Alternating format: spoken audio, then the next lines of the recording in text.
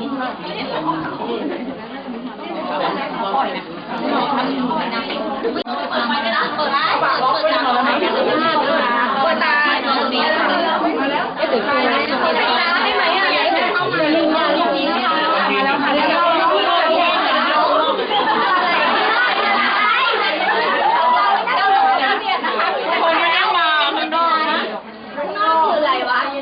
ูข้างนอกดิข้างนอกได้ยัง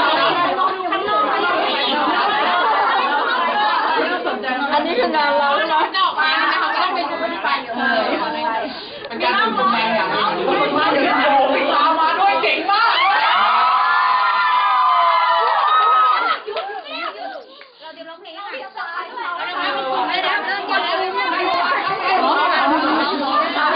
เงียบเงียบเงียบเงียบเงียบเงียบเงียบเงียบเปิดเลยค่ะ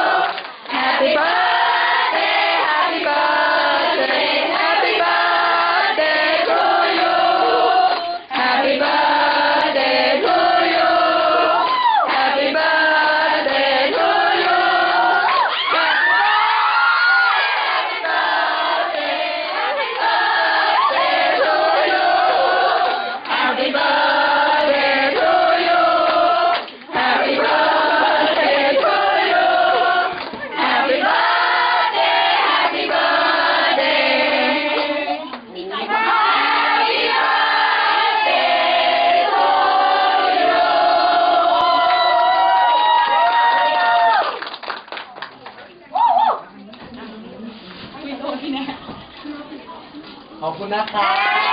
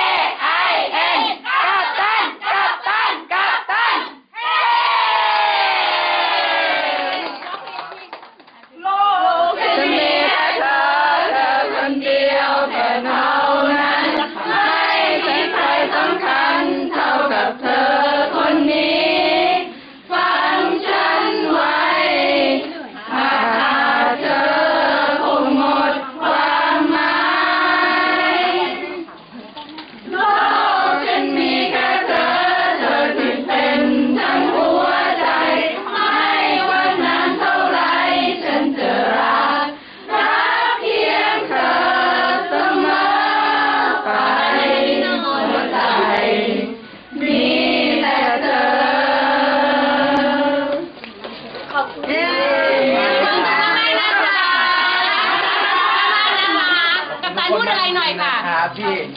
ติดตามมาตลอดนะก็1 ปีแล้วที่ไม่ได้มาจัดงานร่วมกันแบบนี้ก็ไม่ต้องเสียใจนะครับว่าปีต่อไปก็มาร่วมสนุกกันใหม่แล้วก็ขอขอบคุณทุกคนนะครับถ้าเกิดไม่มีทุกคนก็คงไม่มีกัปตันในวันนี้กันนะครับเดี๋ยวกั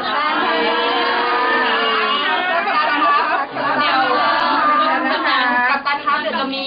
เป็นที่แทนพูดถึงกัปตันนะกัปตันท่านพูดเรื่องอะไร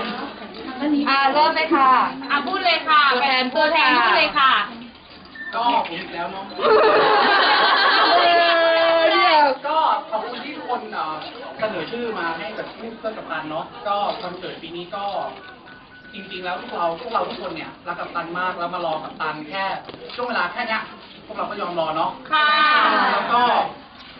ยังไงสิ่งที่เราอยากเห็นมากที่สุดเวลาเรามาหากัปตันคือรอยยิ้มของกัปตัน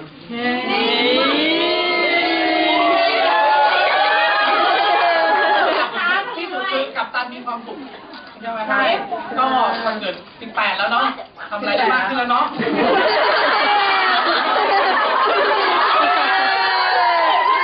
แม่อยู่ไหนไม่พักผู้เยาว์แล้วเนาะนะมีความสุขมากกัปตันจะรักกัปตัน